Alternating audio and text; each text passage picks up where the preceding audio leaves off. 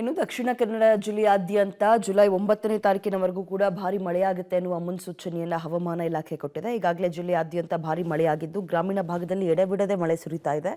ಜೊತೆಗೆ ಪಶ್ಚಿಮ ಘಟ್ಟದಲ್ಲೂ ಕೂಡ ನಿರಂತರ ಮಳೆಯಿಂದ ಜಿಲ್ಲೆಯ ಜೀವನದಿಗಳು ತುಂಬಿ ಹರಿತಾ ಇದೆ.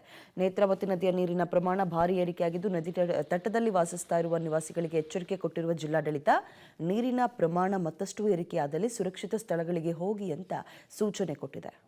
ದಕ್ಷಿಣ ಕನ್ನಡ ಜಿಲ್ಲಾದ್ಯಂತ ಕಳೆದ ಕೆಲ ದಿನಗಳಿಂದ ನಿರಂತರವಾಗಿ ಭಾರಿ ಮಳೆ ಸುರಿಯುತ್ತಾ ಇದೆ. ಇದರ ಜೊತೆಗೆ ಪಶ್ಚಿಮ ಘಟ್ಟದಲ್ಲೂ ನಿರಂತರವಾಗಿ ಭಾರಿ ಮಳೆ ಸುರಿಯುತ್ತಾ ಇದೆ. ಹೀಗಾಗಿ ಜಿಲ್ಲೆಯ ಎಲ್ಲ ಜೀವನದಿಗಳು ತುಂಬಿ ಹರಿತಾ ಇದೆ. ಪ್ರಮುಖವಾಗಿ ನೇತ್ರಾವತಿ, ಕುಮಾರಧಾರ, ಫಲ್ಗುಣಿ, ಶಾಂಭವಿ ಈ ರೀತಿಯಾದಂಥ ಎಲ್ಲ ನದಿಗಳು ಇವತ್ತು ತುಂಬಿ ಹರಿತಾ ಇದೆ. ಅದು ಎಲ್ಲವೂ ಸಮುದ್ರ ಸೇರಲು ಭಾಳಷ್ಟು ವೇಗವಾಗಿ ಹರಿದು ಬರ್ತಾ ಇದೆ. ನಾವು ಈಗ ಗಮನಿಸ್ಬೋದು, ಸಮುದ್ರಕ್ಕೆ ಸೇರ್ತಾ ಇರುವಂಥ ನೇತ್ರಾವತಿ ನದಿ, ಇದು ಧರ್ಮಸ್ಥಳದಿಂದ ಬರುವಂಥ ನೇತ್ರಾವತಿ ನದಿ ಏನಿದೆ ಇವತ್ತು ಸಮುದ್ರಕ್ಕೆ ಸೇರಲಿಕ್ಕೆ ಬರ್ತಾ ಇದೆ. ಈ ಪ್ರದೇಶ ಮಂಗಳೂರಿನ ಜಪ್ಪಿನಮೊಗರು ಪ್ರದೇಶ. ಈ ಪ್ರದೇಶದಿಂದ ಕೇವಲ 1-2 ಕಿಲೋಮೀಟರ್ನಲ್ಲಿ ನೇರವಾಗಿ ಸಮುದ್ರಕ್ಕೆ ಸೇರಲಿಕ್ಕೆ ಈ ನದಿ ಹರಿದು ಬರ್ತಾ ಇರುವಂಥದ್ದು.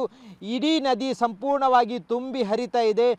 ಮಣ್ಣು ಮಿಶ್ರಿತವಾದಂಥ ನೀರನ್ನು ಗಮನಿಸುತ್ತಿದ್ದರೆ ಇದು ಪಶ್ಚಿಮ ಘಟ್ಟದಿಂದ ಹರಿದು ಬರುವಂಥ ನದಿಯ ನೀರಿದು. ಹಾಗಾಗಿ ನಿರಂತರವಾಗಿ ಭಾಳಷ್ಟು ವೇಗವಾಗಿ ಹರಿದು ಬರ್ತಾ ಇದೆ. ಇಡೀ ಜಿಲ್ಲೆಯಲ್ಲಿ ಕಳೆದ ಕೆಲ ದಿನಗಳಿಂದ ನಿರಂತರ ಮಳೆ ಆಗ್ತಾ ಇದೆ. ರೆಡ್ ಅಲರ್ಟ್ ಇದೆ. ಜುಲೈ 9ರವರೆಗೂ ಮತ್ತಷ್ಟು ಭಾರಿ ಮಳೆ ಆಗುತ್ತೆ ಅನ್ನುವಂಥ ಮುನ್ಸೂಚನೆಯನ್ನು ಹವಾಮಾನ ಇಲಾಖೆ ನೀಡಿದೆ. ಹಾಗಾಗಿ ಇಡೀ ಜಿಲ್ಲೆಯಲ್ಲಿ, ಅದರಲ್ಲೂ ಗ್ರಾಮೀಣ ಪ್ರದೇಶಗಳಲ್ಲಿ ಬೆಳ್ತಂಗಡಿ ಆಗಿರ್ಬೋದು, ಸುಳ್ಯ, ಪುತ್ತೂರು, ಬಂಟ್ವಾಳ, ಮೂಡುಬೆದ್ರೆ ಈ ಭಾಗದಲ್ಲಿ ನಿರಂತರವಾಗಿ ಭಾರಿ ಮಳೆ ಆಗ್ತಾ ಇದೆ. ಹೀಗಾಗಿ ಎಲ್ಲ ಮಳೆಯ ನೀರು ನದಿಗೆ ಸೇರಿ ಈ ರೀತಿಯಾದಂಥ ಮಣ್ಣು ಮಿಶ್ರಿತ ನೀರಾಗಿರುವಂಥದ್ದು ಇದೆಲ್ಲವೂ ಈಗ ಸಮುದ್ರ ಸೇರಲಿಕ್ಕೆ ಹೋಗ್ತಾ ಇರುವಂಥದ್ದು. ಭಾಳಷ್ಟು ದಿನಗಳಿಂದ ನಿರಂತರವಾಗಿ ಮಳೆ ಆಗ್ತಾ ಇರುವಂಥ ಹಿನ್ನೆಲೆಯಲ್ಲಿ ಈ ರೀತಿಯಾದಂಥ ನದಿಯ ನೀರು ತುಂಬಿ ಹರಿಯುತ್ತಾ ಇದೆ.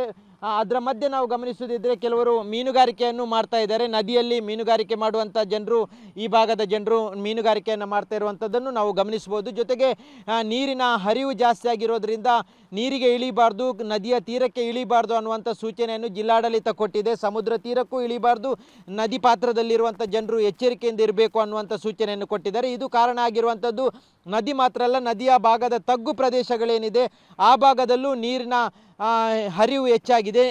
ನದಿಯಿಂದ ಬಂದಂಥ ನೀರೇನಿದೆ ಅದು ಸಂಪೂರ್ಣವಾಗಿ ತಗ್ಗು ಪ್ರದೇಶಗಳಿಗೆ ನುಗ್ತಾ ಇದೆ.